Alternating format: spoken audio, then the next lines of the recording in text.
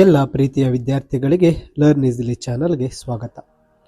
ಈ ಒಂದು ವಿಡಿಯೋದಲ್ಲಿ ನಾವು ನೋಬೆಲ್ನೆಸ್ ಎನ್ ಕೈಂಡಲ್ತ್ ನೋಬೆಲ್ನೆಸ್ ಜೇಮ್ಸ್ ರಸೆಲ್ ಲೋವೆಲ್ ರವರ ಈ ಒಂದು ಪದ್ಯದ ಕನ್ನಡದ ಲೈನ್ ಬೈ ಲೈನ್ ಎಕ್ಸ್ಪ್ಲನೇಷನ್ ಅನ್ನ ಕಲಿಯೋಣ. ನೋಬೆಲ್ನೆಸ್ ಎನ್ ಕೈಂಡಲ್ತ್ ನೋಬೆಲ್ನೆಸ್ ಅಂದರೆ ಶ್ರೇಷ್ಠತೆಯನ್ನು ತರುತ್ತೆ, ಒಳ್ಳೆತನವನ್ನು ಹೆಚ್ಚಿಸುತ್ತೆ ಅಂತಕ್ಕಂತಹ ಒಂದು ಥೀಮ್ ಆಗಿರುತ್ತೆ. ಈ ಪದ್ಯದ ಮೇನ್ ಒಂದು ಸಂದೇಶ ಅಥವಾ ಹಿನ್ನೆಲೆಯನ್ನು ನೋಡಿದಾಗ ದಯೆ ಮತ್ತೆ ಉದಾರ್ತತೆ ಅಂದರೆ ಒಂದು ಒಳ್ಳೆಯ ಹೃದಯವನ್ನ ಹೊಂದಿರತಕ್ಕಂಥವರು ಒಂದು ದಯೆ ಕರುಣೆಯನ್ನು ತೋರಿಸಿದಾಗ ಎಂತಹ ಕಠಿಣ ವ್ಯಕ್ತಿ ಅಥವಾ ಕಠಿಣ ಹೃದಯವನ್ನು ಸಹ ಬದಲಾಯಿಸಬಹುದು ಅಂತಕ್ಕಂಥ ಸಂದೇಶ ನೀಡುತ್ತೆ. ಈ ಪದ್ಯದಲ್ಲಿ ಯೂಸುಫ್ ಎಂತಕ್ಕಂತಹ ವ್ಯಕ್ತಿ ಕ್ಷಮಿಸುವ ಗುಣ, ನಿಸ್ವಾರ್ಥ ನಡವಳಿಕೆ ಒಬ್ಬ ಕಠಿಣ ಹೃದಯ ಹೊಂದಿರತಕ್ಕಂತಹ ಇಬ್ರಾಹಿಂನನ್ನ ಇಲ್ಲಿ ಬದಲಾವಣೆ ಮಾಡುತ್ತೆ. ಇಬ್ರಾಹಿಂನನ್ನ ದಯೆ ಮತ್ತೆ ಗೌರವದ ಕಡೆಗೆ ಪ್ರೇರೇಪಿಸುತ್ತೆ.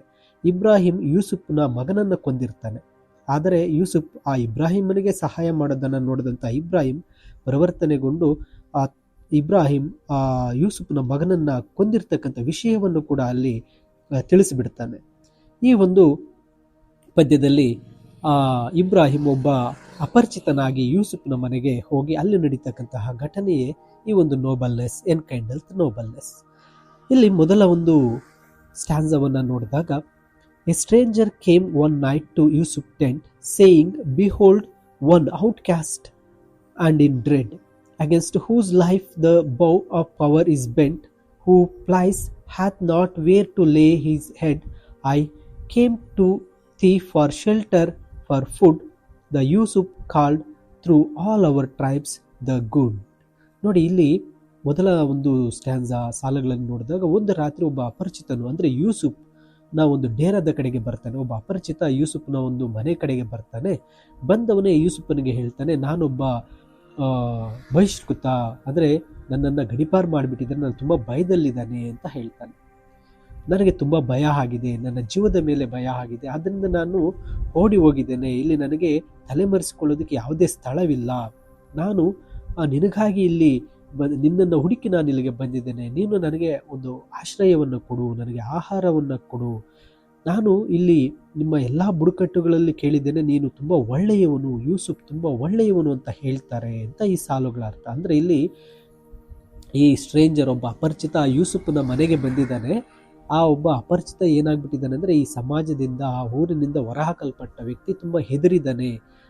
ಶತ್ರುಗಳು ಅವನನ್ನು ಬೆನ್ನಟ್ಟಿ ಬರ್ತಾ ಇದ್ದಾರೆ, ಅವನ ಜೀವಕ್ಕೆ ಅಪಾಯ ಇದೆ, ಅವನಿಗೆ ಎಲ್ಲೂ ಆಶ್ರಯ ಇಲ್ಲ. ಅವನು ಬದುಕುಳಿಯೋದಕ್ಕೋಸ್ಕರ ಯೂಸುಫ್ನ ಮನೆಗೆ ಬಂದು ಯೂಸುಫ್ನ ಹತ್ರ ಕೇಳ್ಕೊಳ್ತಾ ಇದ್ದಾನೆ, ಯೂಸುಫ್, ನಿಮ್ಮ ಎಲ್ಲ ಜನರು ನೀನು ತುಂಬ ಒಳ್ಳೆಯವನು ಅಂತ ಹೇಳ್ತಾ ಇದ್ದಾರೆ, ದಯವಿಟ್ಟು ನನಗೆ ಆಶ್ರಯ ನೀಡು, ನನಗೆ ಊಟ ಕೊಡು ಅಂತ ಹೇಳಿ ಆ ಅಪರಿಚಿತ ಏನು ಮಾಡಿದ್ದಾನೆ, ಆ ಯೂಸುಫ್ನ ಬಳಿ ಕೇಳಿದ್ದಾನೆ. ಇನ್ನು ಎರಡನೇ ಸ್ಟ್ಯಾನ್ಸಾಗೆ ಬಂದಾಗ ಅಲ್ಲಿ ಆ ಅಪರಿಚಿತ ಹೇಳ್ತಾನೆ, ಇಲ್ಲಿ ಯೂಸುಫ್ ಹೇಳ್ತಾ ಇದ್ದಾನೆ, this tent is mine said Yusuf, but no more than it is God's. Come in and be at peace. Freely shall thou partake all my store, as I of is who buildeth over these our tents, is glory roof of night and day, and whose door none ever yet heard nay. ನೋಡಿ, ಈ second ಸ್ಟ್ಯಾನ್ಸಾ Yusuf ಹೇಳ್ತಾ ಇದ್ದಾನೆ. ಅಂದರೆ ಆ ಅಪರಿಚಿತನಿಗೆ ಅಪರಿಚಿತ ಬಂದು ಕೇಳಿದಾಗ ಅದಕ್ಕೆ ಯೂಸುಫನ ಉತ್ತರ ಹೇಳ್ತಾ ಇದೆ, ಈ ನನ್ನ ಟೆಂಟ್ ಇದು ನನ್ನದೇ, ಆದರೆ ಇದು ನನ್ನದಲ್ಲ, ಇದು ದೇವರ ಟೆಂಟ್ ಇದ್ದ ಹಾಗೆ. ಒಳಗೆ ಬಾ, ನೀನಿಲ್ಲಿ ಪೀಸ್, ತುಂಬ ಶಾಂತಿಯಿಂದ ಇರು. ನೀನು ಇಲ್ಲಿರ್ತಕ್ಕಂಥ ಎಲ್ಲ ಒಂದು ಪರ್ಟೇಕ್ ಆಲ್ ಮೈ ಸ್ಟೋರ್, ನಾನು ಇಟ್ಟಿರ್ತಕ್ಕಂಥ ಎಲ್ಲ ಊಟ, ನನ್ನ ಏನೇನು ನನ್ನ ಸ್ಟೋರಲ್ಲಿ ಏನೇನಿದೆ ಎಲ್ಲವನ್ನ ನೀನು ಬಳಸ್ಕೋ ಅಂತ ಹೇಳ್ತಾ ಇದ್ದಾರೆ. ಅಂದರೆ ಈ ಡೇರೆಗಳಿಗೆ ನೀನು ಯಾವಾಗಲೇ ಯಾರೇ ಬಂದರೂ ಸಹ ಯಾರೊಬ್ಬರು ನಿನಗೆ ನಿರಾಕರಣೆ ಮಾಡೋದಿಲ್ಲ.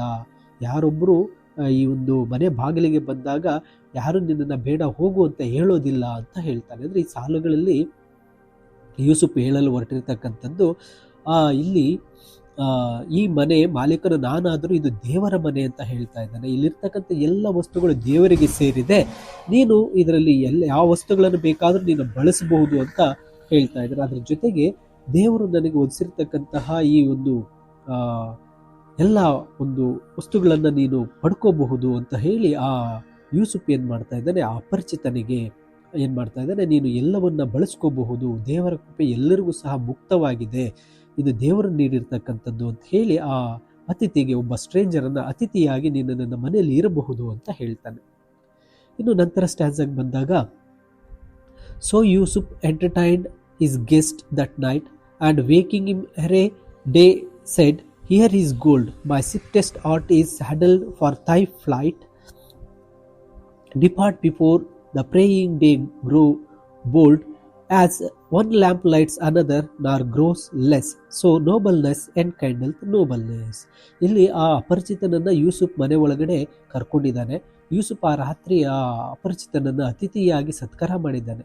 ಅದ್ರ ಜೊತೆಗೆ ಬೆಳಿಗ್ಗೆನೆ ಬೇಗನೆ ಅವನನ್ನ ಹೆಬ್ಬಿಸಿ, ನೋಡು ಇಲ್ಲಿ ನಿನಗಾಗಿ ಚಿನ್ನ ಇದೆ, ನೀನು ಓಡೋಗೋದಕ್ಕೆ ನನ್ನ ಅತ್ಯಂತ ವೇಗದ ಕುದುರೆಯನ್ನು, my swiftest horse saddled for you, ನನ್ನ ತುಂಬ ಸ್ಪೀಡಾಗಿ ಹೋಗ್ತಕ್ಕಂಥ ಕುದುರೆಯನ್ನು ನಿನಗಾಗಿ ಸಿದ್ಧಪಡಿಸಿದ್ದೇನೆ. And depart before praying day grow old, ಅಂದರೆ ಬೆಳಗಾಗುವ ಮುಂಚೆನೇ ನೀನು ಬೇಗ ಎದ್ದು ಇಲ್ಲಿಂದ ಹೊರಡು. And has one lamp lights another, ಒಂದು ದೀಪ ಇನ್ನೊಂದು ದೀಪವನ್ನು ಬೆಳಗಿಸುವ ಮೊದಲೇ ನೀನು ಇಲ್ಲಿಂದ ಹೊರಟು ಹೋಗು ಅಂತ ಹೇಳ್ತಾ ಇದ್ದೇನೆ. ಇಲ್ಲಿ ಆ ಉದಾರತೆ ಅನ್ನೋದು ಮತ್ತಷ್ಟು ಉದಾರತೆಯನ್ನು ಹೆಚ್ಚಿಸುತ್ತೆ ಅನ್ನೋದು ಇಲ್ಲಿ ಗೊತ್ತಾಗ್ತಾ ಇದೆ.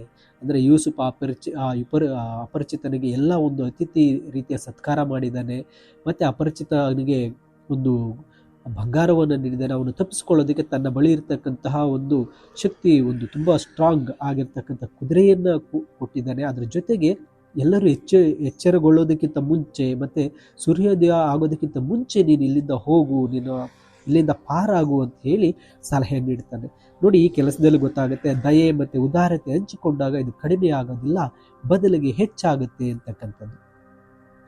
ನಂತರ that inward light the stranger's face made grand, which shines from all self conquest, kneeling low he bowed his forehead upon Yusuf's hand, sobbing, O Sheikh, I cannot leave thee, so I repay thee all this thou hast done unto that Ibrahim who slew thy son.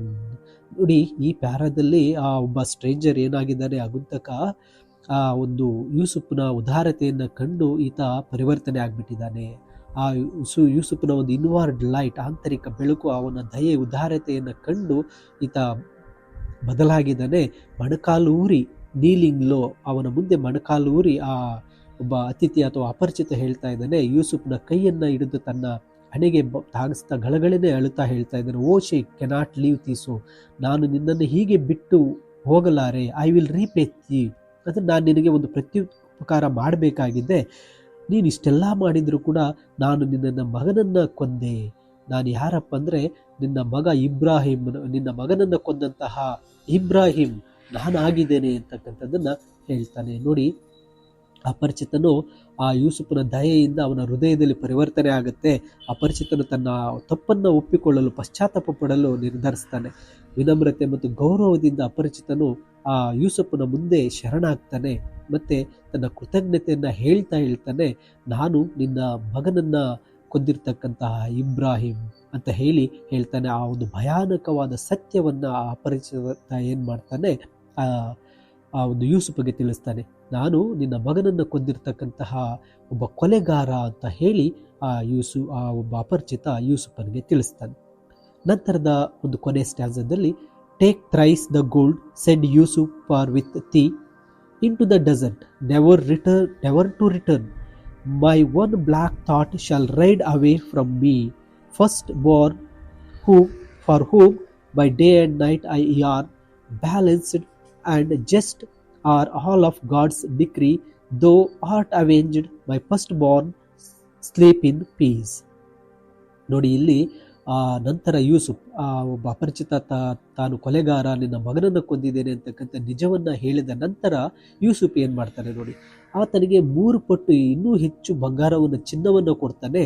ಕೊಟ್ಟು ಆತನಿಗೆ ಹೇಳ್ತಾನೆ, ಇದನ್ನು ತೆಗೆದುಕೊಂಡು ನೀನು ಹೊರಟೋಗು, into the desert never return, ನೀನು ಮರುಭೂಮಿಗೆ ಹೊರಟೋಗು, ಮತ್ತೆ ಎಂದಿಗೂ ಬರಬೇಡ ಅಂತಂದ್ರೆ ನೀನು ನನಗೆ ಕಣ್ಮರೆ ಆಗ್ಬಿಡು, ಎಲ್ಲಿಗಾದ್ರೂ ಹೊರಟೋಗು, ಮತ್ತೆ ನನಗೆ ಕಾಣಿಸ್ಕೋಬೇಡ. And my one black thought shall ride away from me, ನನ್ನ ಒಂದು ಕಪ್ಪು ಆಲೋಚನೆ ನನ್ನಿಂದ ದೂರ ಹೊರಟೋಗಿದೆ ಅಂತ ಅಂದ್ಕೋತೇನೆ. ನಾನು ಹಗಲು ರಾತ್ರಿ ನಂಬಲಿಸುವ ನನ್ನ ಮೊದಲ ಮಗನೇ ನನ್ನಿಂದ ಬಿಟ್ಟು ಹೋಗಿದ್ದಾನೆ. ದೇವರು ಎಲ್ಲ ಒಂದು ತೀರ್ಪುಗಳು ಅವು ನ್ಯಾಯಯುತವಾಗಿರುತ್ತೆ. ಆದ್ರಿಂದ ನಿನ್ನ ಸೇಡು ಈಗ ಒಂದು ತೀರಿಸಲ್ಪಟ್ಟಿದೆ, ನನ್ನ ಮೊಗ ಈಗ ಒಂದು ರೀತಿ ಶಾಂತಿಯಿಂದ ನಿದ್ರೆಯಲ್ಲಿದ್ದಾನೆ, ನೀನು ಇಲ್ಲಿಂದ ಹೊರಟು ಹೋಗು ಅಂತೇಳಿ ಯೂಸುಫ್ ಆ ಒಂದು ಅಪರಿಚಿತನನ್ನ ಕಳಿಸ್ಕೊಡ್ತಾ ಇದ್ದಾನೆ. ನೋಡಿ, ಇಲ್ಲಿ ಸೇಡು ತೀರಿಸ್ಕೋಬಹುದಾಗಿರ್ತಕ್ಕಂಥ ಯೂಸುಫ್ ಅಲ್ಲಿ ಮತ್ತೆ ಇನ್ನಷ್ಟು ಒಂದು ಕರುಣೆಯನ್ನ ತೋರಿಸ್ತಾ ಇದ್ದಾನೆ, ಉದಾರತೆಯನ್ನ ತೋರಿಸ್ತಾ ಇದ್ದಾನೆ. ಮತ್ತಷ್ಟು ಚಿನ್ನ ಆತನಿಗೆ ಕೊಟ್ಟು, ನೀನು ನನ್ನ ಜೀವನದಿಂದ ಶಾಶ್ವತವಾಗಿ ದೂರ ಹೊರಟೋಗು, ಮತ್ತೆ ಎಂದಿಗೂ ಇಲ್ಲಿಗೆ ಬರಬೇಡ ಅಂತ ಹೇಳ್ತಾನೆ. ಒಂದು ಆಲೋಚನೆ, ಸೇಡು ತೀರಿಸಿಕೊಳ್ಳುವ ಆಸೆಯನ್ನ ಇಬ್ರಾಹಿಂನೊಂದಿಗೆ ಶಾಶ್ವತವಾಗಿ ಕಳಿಸಲು ನಿರ್ಧರಿಸ್ಬಿಡ್ತಾರೆ. ನೋಡು ಇಬ್ರಾಹಿಂ, ನೀನು ನನ್ನ ಮಗನನ್ನು ಕೊಂದಿದ್ಯಾ, ಆ ಸೇಡು ಕೂಡ ನಿನ್ನ ಜೊತೆನೆ ನಾನು ಬಿಟ್ಬಿಡ್ತೀನಿ, ನಾನು ಎಲ್ಲಿಂದ ದೂರ ಹೊರಟೋಗು, ಮತ್ತೆ ನೀನು ಬರಬೇಡ ಅಂತ ಹೇಳ್ತಾನೆ. ಮಗನನ್ನ ಕಳೆದುಕೊಂಡಂತ ದುಃಖ ತುಂಬಾ ಆಳವಾಗಿತ್ತು. ಆದರೆ ಯೂಸುಫ್ ಆ ದುಃಖದ ಮೇಲೆ ವಿಜಯವನ್ನ ಸಾಧಿಸಿದ್ದಾನೆ. ಆ ಯೂಸುಫ್ ಎಲ್ಲವನ್ನ ದೇವರ ಇಚ್ಛೆಗೆ ಒಪ್ಪಿಸಿದ್ದಾನೆ. ಮತ್ತೆ ಇಬ್ರಾಹಿಂನನ್ನ ಶಿಕ್ಷಿಸುವ ಹಕ್ಕನ್ನು ತಾನು ಹೊಂದಿಲ್ಲ ಅಂತ ನಂಬಿದ್ದಾನೆ. ಸೇಡು ತೀರಿಸಿಕೊಳ್ಳದೆ ಕ್ಷಮಿಸುವ ಮೂಲಕ ಮಗನ ಆತ್ಮಕ್ಕೆ ಶಾಂತಿ ಸಿಕ್ತು ಅಂತ ಯೂಸುಫ್ ಭಾವಿಸಿದ್ದಾನೆ. ಆ ಇಬ್ರಾಹಿಂನಲ್ಲಿ ಆತನಲ್ಲಿ ಆದಂಥ ಪರಿವರ್ತನೆಯನ್ನ ಆತ ಗಮನಿಸಿದ್ದಾನೆ. ಮತ್ತೆ ಇಬ್ರಾಹಿಂನ ಉದಾತ್ತತೆ ಹುಟ್ಟು ಹಾಕಿದ ಯೂಸುಫ್ನ ಒಂದು ಕೆಲಸ ನಿಜವಾಗಲೂ ಅದೊಂದು ರೀತಿ ನಿಜವಾದಂಥ ಗೆಲುವು ಅಂತ ಹೇಳ್ಬೋದು. ಏಕೆಂದ್ರೆ ಕೊಲೆಗಾರನನ್ನ ಆತ ಪರಿವರ್ತನೆ ಮಾಡಿದ್ದಾನೆ. ಈ ರೀತಿಯಾಗಿ ನೋಬಲ್ನೆಸ್ ಎನ್ಕಂಡಲ್ತ್ ನೋಬಲ್ನೆಸ್ ಅಂದ್ರೆ ಒಂದು ದಯೆ, ಒಂದು ಉದಾರತೆ ಅತ್ಯಂತ ಕಠಿಣವಾದ ಹೃದಯವನ್ನು ಸಹ ಬದಲಾಯಿಸುತ್ತೆ ಅಂತಕ್ಕಂಥದ್ದು ಈ ಒಂದು ಪದ್ಯದ ಸಂದೇಶವಾಗಿರುತ್ತೆ. ಮೈ ಡಿಯರ್ ಸ್ಟೂಡೆಂಟ್ಸ್, ಈ ಪದ್ಯದ ಅರ್ಥ ಆಗಿದೆ ಅಂತ ನಾನು ಭಾವಿಸ್ತೇನೆ. ಮತ್ತೆ ಹೆಚ್ಚಿನ ವಿಡಿಯೋಗಳಿಗೆ ತಪ್ಪದೇ ಲರ್ನ್ ಈಸಿಲಿ ಚಾನಲ್ಗೆ ಸಬ್ಸ್ಕ್ರೈಬ್ ಮಾಡ್ಕೊಳ್ಳಿ ಅಂತ ಹೇಳ್ತಾ thank you for watching this video.